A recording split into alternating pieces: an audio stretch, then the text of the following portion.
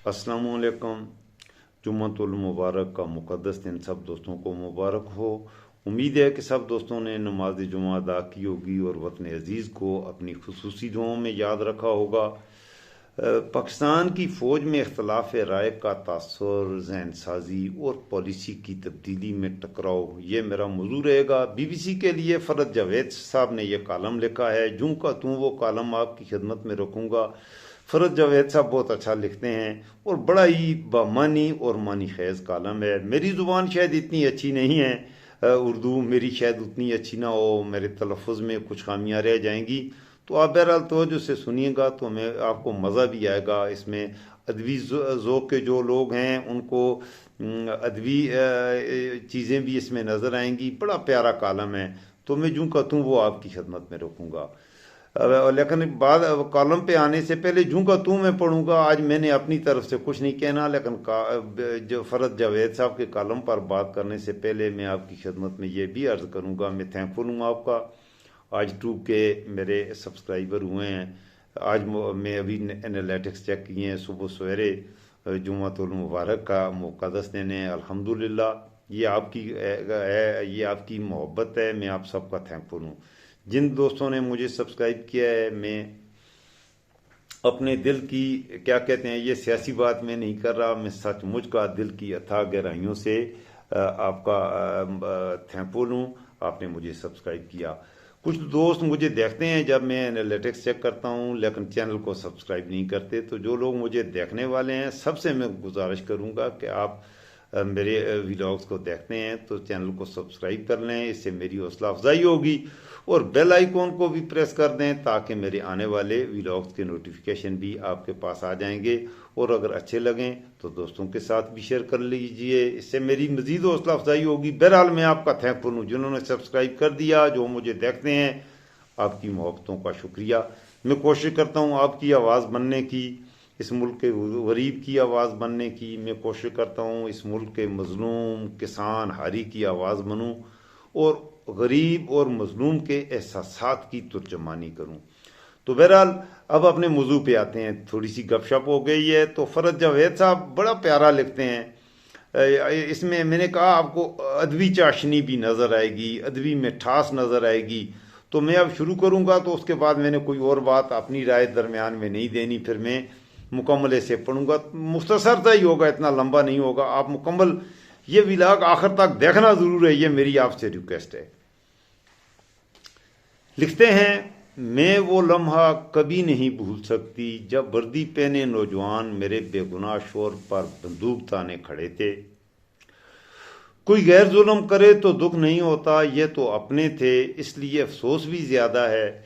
ये दावा एक साबिक फौजी अफसर की एहलिया का है, जो उस रात के बारे में बता रही थी जब उनके घर छापा मारा गया था।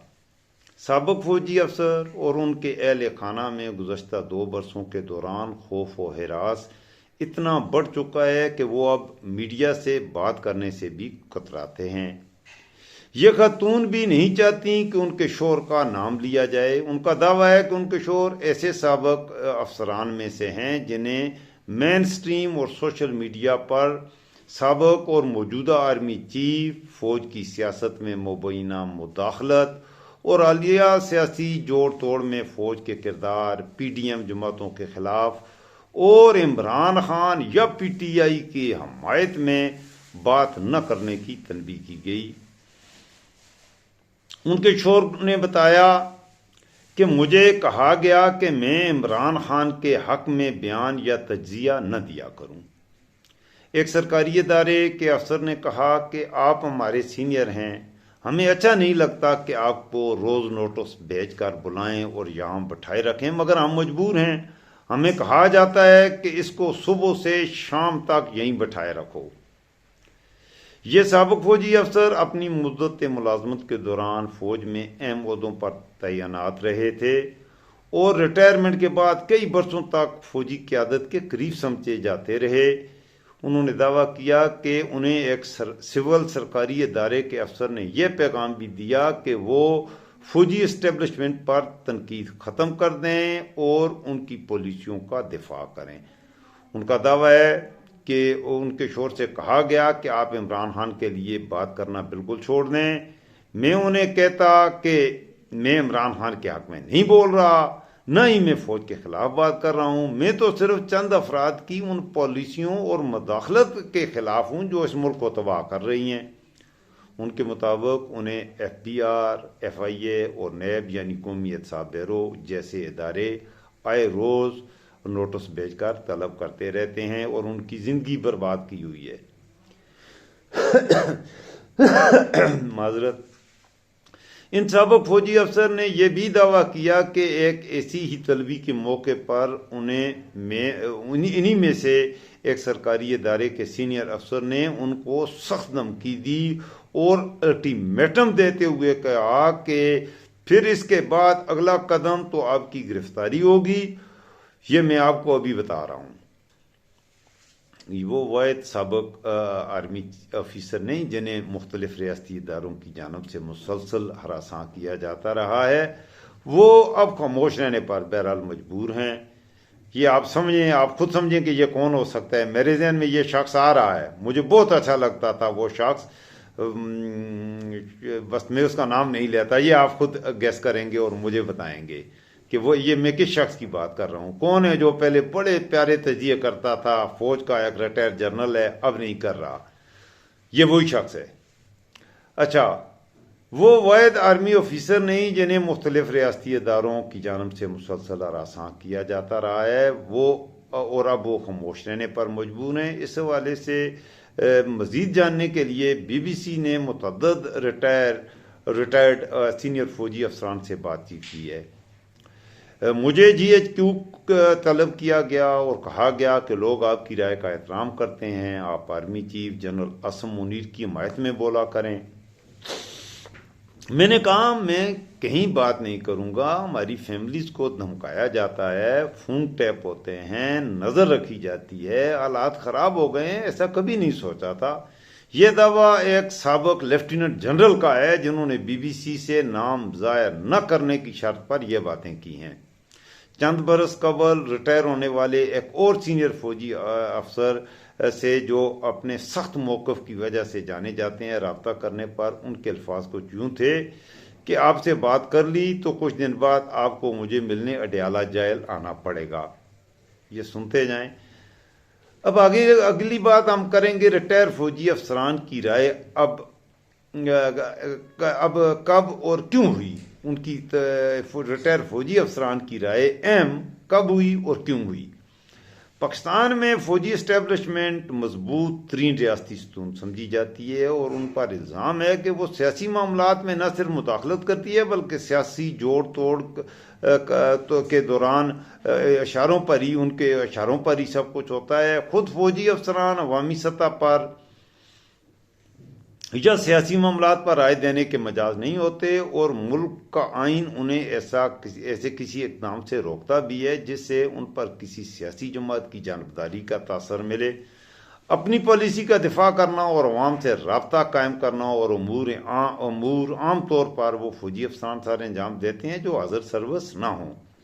یہی وجہ ہے کہ ریٹائر ہونے والے فوجی افسران اکثر اخبارات اور ٹی وی اسکرینز پر عسکری پالیسیوں، اقدامات اور فیصلوں کا دفاع کرتے نظر آتے ہیں۔ قانون کے تحت کوئی بھی فوجی افسر اپنے عہدے سے سبکدوش ہونے کے 3 سال ختم ہونے کے بعد نہ صرف سیاسی معاملات پر اپنی رائے دے سکتا ہے بلکہ سیاست میں کسی بھی عام شہری کی طرح حصہ بھی لے سکتا ہے۔ دوسری جانب دنیا کے دیگر افواج کی طرح پاکستانی فوج میں بھی سینئر اور سبکدوش ہونے والے افسران کو فوج کے اندر عزت کی نگاہ سے دیکھا جاتا ہے۔ ریٹائر افسران کی بڑی تعداد آرمی چیف کی تقریب، حلف برداری وغیرہ میں شرکت کرتی ہے اور فوجی سربراہ وقتاً فوقتاً ان سینئر ریٹائر فوجی جرنیلوں سے ملاقات کا سلسلہ بھی جاری رکھے رہتے ہیں۔ یہ ایک اچھی روایت ہے۔ ان سابق افسران کی تنظیمیں بھی موجود ہیں جو ریٹائر افسروں اور جوانوں کے مسائل کے حل کے لیے حاضر سروس افسران سے رابطے قائم رکھتے ہیں۔ اس کے علاوہ فوج کا کیا بیانیہ ہے اور کسی پر بھی فوجی سربراہ کی کیا پالیسی ہے، اس کا دفاع بھی کرتے ہیں اور سابق افسران نظر آتے ہیں۔ سینئر صحافی اور تجزیہ کار نصرت جاوید نے اس بارے میں BBC سے بات کی ہے اور کہا ہے کہ ماضی میں سابق فوجی افسران کی اتنی بڑی تعداد تبصرے کرتے نظر نہیں آیا کرتی تھی۔ ان کے مطابق ماضی میں ریٹائرمنٹ کا مطلب مکمل ریٹائرمنٹ ہوا کرتا تھا۔ ان میں سے کچھ ریٹائر ہونے کے بعد کتابیں بھی لکھتے رہے ہیں، اپنے فوجی دور کی یادوں کے حوالے سے، کاکول اکیڈمی کی، اور عام طور پر جنگوں سے متعلق یا پھر افسانے بھی لکھتے رہے ہیں۔ کچھ نے تو شاعری بھی کی ہے۔ مجھے نہیں یاد پڑتا کہ اتنی بڑی تعداد میں ایکس سروس مین اخباروں اور ٹی وی چینلز پر رائے دیتے رہیں۔ یہ سلسلہ تو 2008 اور 2009 کے بعد زیادہ شروع ہوا ہے، اور اب یہ سلسلہ اتنا پھیلا ہے کہ فوج کے شعبہ تعلقات عامہ ISPR کی جانب سے 2019 میں صحافیوں اور نیوز چینلز کو ایک فہرست جاری کی گئی تھی، جن میں 20 سے زیادہ تجزیہ کاروں اور ریٹائر افسران کے نام تھے، جن سے متعلق مختلف امور، خاص طور پر سیاسی امور کے لیے رائے لینے کا کہا گیا تھا۔ یہ فہرست جاری ہونے سے چند روز پہلے میڈیا کے نگران ادارے پیمبرا نے بھی ٹی وی چینلز کے لیے ایک ہدایت نامہ جاری کیا، جس میں کہا گیا کہ کسی بھی سابق فوجی افسر کو تجزیے کے لیے دعوت سے پہلے ISPR سے اجازت لینا ہوگی۔ اس ہدایت نامے میں یہ بھی کہا گیا کہ سکیورٹی معاملات پر بات چیت کے لیے مہمان کو دفاعی تجزیہ کار، جبکہ کسی بھی معاملے پر بحث کے لیے انہیں صرف ایک تجزیہ کار کے طور پر متعارف کروایا جائے۔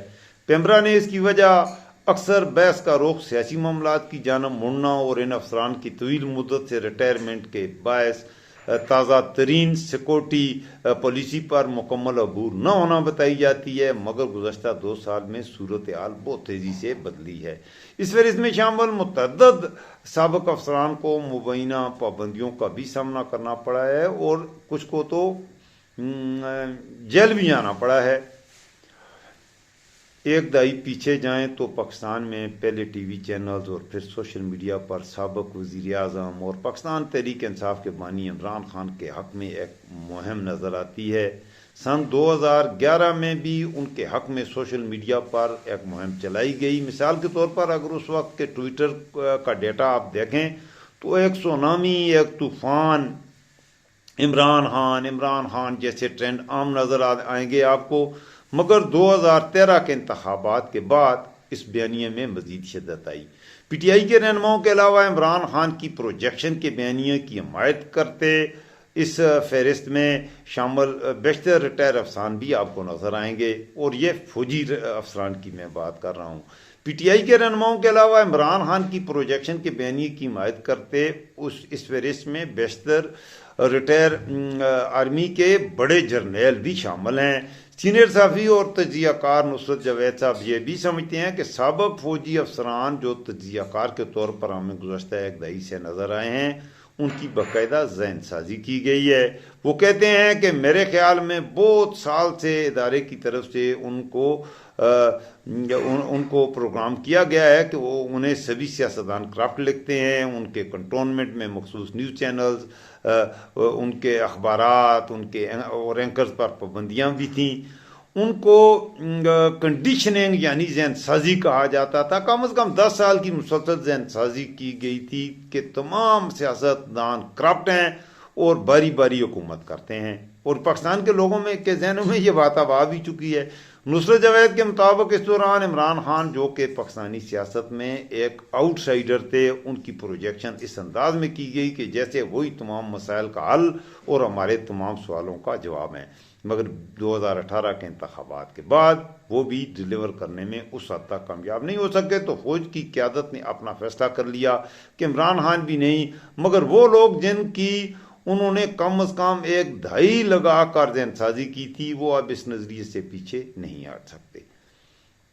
یہ سب اس وقت ہوا جب عمران خان اور قمر جاوید باجوہ آمنے سامنے آ گئے۔ نواز شریف کرپٹ نہیں کے بیانیوں کو کیسے مان لیا جائے؟ اکتوبر 2021 میں خفیہ ادارے ISI کے سربراہ کی تعیناتی پر عمران خان اور جنرل قمر جاوید باجوہ کے درمیان پہلی بار اختلافات نے جب جنم لیا تو وزیر اعظم ہاؤس اور GHQ کی سرد جنگ عوام کے سامنے رکھ دی گئی۔ پھر اپریل 2022 میں جب تحریک عدم اعتماد پیش ہو رہی تھی تو عمران خان نے کھل کر امریکہ اور پھر فوجی قیادت کو اس سازش کا ذمہ دار ٹھہرایا۔ ان کے اس بیانیوں کو عوام کی ایک بڑی تعداد سمیت ISIPR کی فہرست میں شامل جو شامل نہیں بھی ہیں بیشتر فوجی افسران نے بھی قبول کیا ہے۔ ان سابق فوجی افسروں نے مبینہ فوجی مداخلت کی کھل کر مخالفت بھی کی، جس کے بعد ان کے خلاف کارروائیوں کا آغاز ہوا۔ پاکستان کی تاریخ میں ایسا بہت کم ہوا ہے کہ جب سابق فوجی افسران خود فوج کی پالیسیوں یا اقدامات کے خلاف آواز بلند کریں۔ نصرت جاوید کا اس حوالے سے کہنا ہے کہ فوجی قیادت کی بدلتی پالیسی نے ان سابق فوجی جرنیلوں کو مشکل میں ڈال دیا ہے۔ فوج نے یہ فیصلہ کیا ہے کہ اب ان ریٹائر افسران کو اپنا موقف اور عوام تک پہنچانے کے لیے استعمال کیا جائے، تو انہیں استعمال کیا گیا، مگر اب جب انہی لوگوں نے یہ کہا ہے کہ پچھلے بیانیے سے مختلف بیانیے پہ وہ آ گئے ہیں، تو یہ ان کے لیے مشکل ہو گیا ہے کہ کل کو تو میں کچھ اور کہہ رہا تھا اور آج میں اس شخص کا دفاع کیسے کروں جس کو میں نے کل تک ایک کرپٹ اور نائل اور سیاستدان کہا تھا۔ فوجی پالیسیوں کی حمایت میں مختلف پروگراموں اور تجزیوں کا حصہ رہنے والے سابق لیفٹیننٹ جنرل امجد شعیب کو گرفتار کیا گیا۔ یہ میرے بہت پسندیدہ امجد شعیب صاحب، ان کو گرفتار کیا گیا ہے، بزرگ ہیں۔ ان کی گرفتاری اور سابق فوجی افسران کی جانب سے دباؤ ڈالے جانے کی شکایات سے متعلق ایک سوال کا جواب دیتے ہوئے DGISPR میجر جنرل احمد شریف نے کہا تھا کہ ریٹائر فوجی افسران فوج کا احساسہ ہیں لیکن قانون سے بالاتر نہیں، تاہم ریٹائر فوجی افسران کی تنظیموں کو سیاست کا لبادہ نہیں ہونا چاہیے۔ نصرت جاوید کہتے ہیں کہ فوجی قیادت اور عمران خان کا ایک صفحے پر ہونے اور اپوزیشن میں PDM جماعتوں کے قائدین کی مبینہ کرپشن کا بیانیہ اس قدر مضبوط ہو چکا ہے کہ جب اس میں تبدیلی لانے کی کوشش کی گئی تو سب سے بڑا دھچکا شاید انہی فوجی افسران کے لیے ہوگا۔ نام ظاہر نہ کرنے کی شرط پر ایک اور سابق ریٹائر فوجی جرنیل نے BBC سے بات کرتے ہوئے یہ بھی کہا ہے کہ 90 کی دہائی سے ہی فوج میں سابق وزیر اعظم نواز شریف کو سخت ناپسند کیا جاتا تھا اور یہ تاثر اب بھی قائم ہے۔ اب جب اچانک فوجی قیادت اس موجودہ آرمی چیف جنرل سابقہ army chief general Qamar Javed Bajwa کی جانب سے یہ پیغام ملنا شروع ہوئے کہ نواز شریف تو کرپٹ نہیں ہے، تو یہ کیسے مان لیا جائے؟ سابق وزیر اعظم عمران خان کی حکومت سے جانے کے بعد فوج کے ان سابق افسران کے خلاف مختلف کارروائیوں کا آغاز ہو گیا جو PDM کی حکومت اور اس سے قبل عمران خان کے خلاف تحریک عدم اعتماد کی مخالفت کر رہے تھے۔ متعدد فوجی افسران کی پینشن بند ہوئی اور سرکاری مراحت ان سے واپس لے لی گئیں اور اسی طرح کے بہت سے اقدامات اٹھائے گئے۔ 9 مئی 2023 کی شام پاکستان تحریک انصاف کے چیئرمین اور سابق وزیر اعظم عمران خان کی اسلام آباد ہائی کورٹ سے گرفتاری کے بعد ملک بھر میں مختلف فوجی چھاؤنیوں کے باہر PTI کے کارکنوں کی بڑی تعداد جمع ہو گئی اور جلاؤ گراؤ کا سلسلہ شروع ہو گیا۔ ان چھاؤنیوں میں سے ایک میں شائستہ جبین فرضی نام ہے، یہ اپنی 2 بیٹیوں کے ہمراہ یہ سوچ رہی تھیں کہ اگر حملہ آور ان کے گھر تک آ گئے تو کیا ہوگا۔ ڈر یہ تو چھوٹا لفظ ہے۔ میں سوچ رہی تھی کہ اپنی بچیوں کی جان کیسے بچاؤں گی۔ پاکستان کے سرحدی علاقوں میں تعینات ایک حضر سروس فوجی افسر کی اہلیہ شائستہ سے BBC نے 9 مئی کے واقعات کے کچھ دنوں بعد بات کی تھی۔ شائستہ کہتی ہیں کہ انہوں نے کبھی خود کو اتنا غیر محفوظ نہیں سمجھا تھا جتنا وہ اس دن اپنے آپ کو غیر محفوظ سمجھ رہی تھیں۔ تو یہ کچھ فوجی افسران ہیں، ان کی بیویوں کے بھی BBC کے لیے انہوں نے انٹرویو لیے ہیں۔ اب سینئر صحافی اور جو احمد میر کا اس بارے میں یہ خیال ہے کہ 9 مئی کو فوجی قیادت کو فائدہ ہوا اور فوج میں عمران خان کی حمایت ختم ہو گئی۔ احمد میر کا یہ کہنا ہے کہ 9 مئی سے پہلے فوج میں تقسیم نظر آتی تھی، ایسا لگتا تھا کہ عمران خان کی فوج الگ ہے اور باقی پاکستان کی فوج الگ ہے، وہ فوج جو عمران خان کی حمایت کرتی ہے۔ لیکن 9 مئی کے بعد ایسا لگتا ہے کہ فوج سمجھتی ہے کہ ان کے شہداء کی توہین ہوئی ہے اور وہ PTI کو اب سبق سکھانا چاہتے ہیں۔ 9 مئی کا فوج کو فائدہ اور عمران خان کو نقصان ہوا ہے، یہ احمد میر صاحب کی رائے ہے۔ تاہم ساتھ ہی وہ یہ بھی کہتے ہیں کہ عوامی رائے کا اثر فوج کے اندر رائے پر ہونا ناممکن نہیں۔ احمد میر کہتے ہیں کہ فوج اس ملک کے لوگوں پر مشتمل ہے، افسران اور جوانوں کے خاندان اسی ملک میں رہتے بھی ہیں۔ اگر ہمارے معاشرے میں ہی اس طرح کی تقسیم ہوتی رہی تو اس کا اثر فوجیوں پر بھی پڑے گا۔ 9 مئی سے پہلے افسران خوش نہیں تھے کہ یہ کیا ہو رہا ہے، مگر 9 مئی کے بعد وہ آنکھیں بند کر کے وہی کر رہے ہیں جو ان سے کہا جاتا ہے، تو فوج متحد ہے۔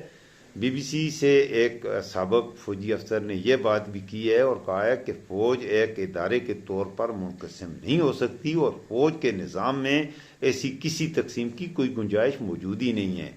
فوجی جوان اور افسران سیاسی رائے رکھتے ہیں، نہ ہی اس کا اظہار کرنے کی انہیں اجازت ہے، جبکہ آپریشنل امور میں فوج کا ایک سخت نظام ہے جس پر سختی سے پابندی بھی کی جاتی ہے اور محتاط عملہ احکامات پر عمل کرنے کا مکمل پابند بھی ہوتا ہے۔ اس لیے ملک کی سیاست میں کیا ہو رہا ہے اس کا فوج کے اندر کوئی خاص اثر نہیں پڑتا۔ بی بی سی سے بات کرتے ہوئے ایک سابق لیفٹیننٹ جنرل صاحب کا یہ بھی کہنا تھا کہ ملک کی مسلح افواج کے اہلکاروں کے ذہن میں یہ سوال تو ضرور اٹھتا ہے کہ ملک میں آخر ہو کیا رہا ہے۔ وہ کہتے ہیں کہ عوام کے دلوں میں فوج کے لیے شکوے شکایتیں ہونا الارمنگ ہے اور اس کا اثر دور تک جائے گا، تو دوسری طرف مسلح افواج کے اہلکار بھی تو اس معاشرے کا حصہ ہیں، وہ بھی تو سنتے ہیں کہ کیا بات ہو رہی ہے، اور اگر وہ نہیں سنتے کہ باہر کیا بات ہو رہی ہے تو اس کا مطلب یہ ہے کہ سسٹم میں کچھ بہت بڑی خرابی ہے، کیونکہ عوام اور فوج کا ایک صفحے پر ہونا لازم ہے۔ تو کیا فوج میں کسی جماعت کی حکومت کے خاتمے پر اختلاف رائے پہلی بار سامنے آیا ہے؟ اس بارے میں نصرت جاوید صاحب کا خیال ہے اور وہ کہہ رہے ہیں کہ ماضی میں بھی فوجی مداخلت کے بارے میں فوج کے اندر افسران مختلف رائے رکھتے رہے ہیں۔ ہمیں یہ سوچ کر بہت اچھا لگتا ہے کہ یہ پاکستان میں پہلی بار ہو رہا ہے، مگر ایسا نہیں، یہ تو 1950 سے ہو رہا ہے کہ ہماری عوام کی اکثریت یہ سمجھتی ہے اور جانتی ہے کہ اس ملک میں طاقتور ترین ادارہ فوج ہے۔ جب سابق وزیر اعظم ذوالفقار علی بھٹو کو پھانسی لگی تھی تو اس وقت مجھے کئی مرتبہ جو ہمارے ہم عمر فوجی تھے وہ کہتے تھے کہ ضیاء الحق کی ظلم کر رہا ہے۔ 9 مئی کے بعد فوج میں بغاوت اور رد عمل کی افواہیں اس قدر پھیل گئی ہیں کہ آئی ایس پی آر کے ڈائریکٹر جنرل کو ایک ٹی وی پروگرام پر آ کر پریس کانفرنس کرنی پڑی اور فوج اپنے سربراہ کے ساتھ کھڑے اور کہنا پڑا کہ ہم اپنے سربراہ کے ساتھ کھڑے ہیں اور ان کی قیادت میں متحد ہیں۔ تو یہ باتیں دو ہیں بڑی ہی الارمنگ ہیں کہ آپ کو یہ ضرورت ہی کیوں پیش آئی کہ آپ کو پورا پاکستان اس کے ساتھ ہے، وہ پاکستان کا جنرل بن کر پاکستان کے مفاد کے لیے بات کرے تو پورا پاکستان عاصم منیر کے ساتھ ہے، یہ نہیں ہے آپ کیوں ساتھ ہو، ہم ساتھ نہیں ہیں بھائی، ہم سب پاکستان کے مفاد میں اپنی فوج کے ساتھ ہیں۔ کل ایران پر ہم اس کی حمایت کر رہے ہیں، پورا پاکستان کا میڈیا آپ کو سلوٹ کر رہا ہے، آپ اچھا کام کریں تو ہم تو کہتے ہیں پاکستان زندہ باد، پاکستان فوج زندہ باد۔ سیاست سے آپ ذرا باہر نکلیں، آپ کا وہ ہے ہی نہیں، آئینی طور پہ وہ آپ کا نہیں ہے، تو اس لیے ہم یہ کہتے ہیں۔ اور یہی بات وہ جرنیل کہتے ہیں جن پر آپ نے پابندی لگا دی ہے اور وہ اب ٹی وی شوز میں بھی نہیں آ سکتے۔ یہ کالم تھوڑا سا آگے بھی چل رہا ہے لیکن میرے خیال میں میرے ولاگ کا وقت ختم ہو گیا ہے، آگے کا حصہ پھر کسی میں کروں گا۔ آپ کو میں سجیسٹ پھر بھی کر رہا ہوں، فرت جاوید صاحب کا بی بی سی سے کالم تھا یہ، وہ میں نے آپ کی خدمت رکھا۔ اس میں آگے عام آدمی کی فوج کے بارے میں رائے اور پاکستان میں عام آدمی کی فوج کے ساتھ نفرت بڑھ رہی ہے محبت کی جگہ، یہ محبت نفرت میں کیوں تبدیل ہوئی ہے، یہ ساری چیزیں اس کالم میں موجود ہیں، آپ ضرور پڑھیے گا، مجھے رکھیے گا دعاؤں میں یاد، اپنا رکھیے گا خود خیال۔ اللہ پاکستان کا بھی محافظ ہو، اللہ پاکستان کی فوج کا بھی محافظ و نگہباں ہو، اور اللہ آپ کا اور میرا بھی محافظ و نگہباں ہو۔ السلام علیکم، پاکستان زندہ باد۔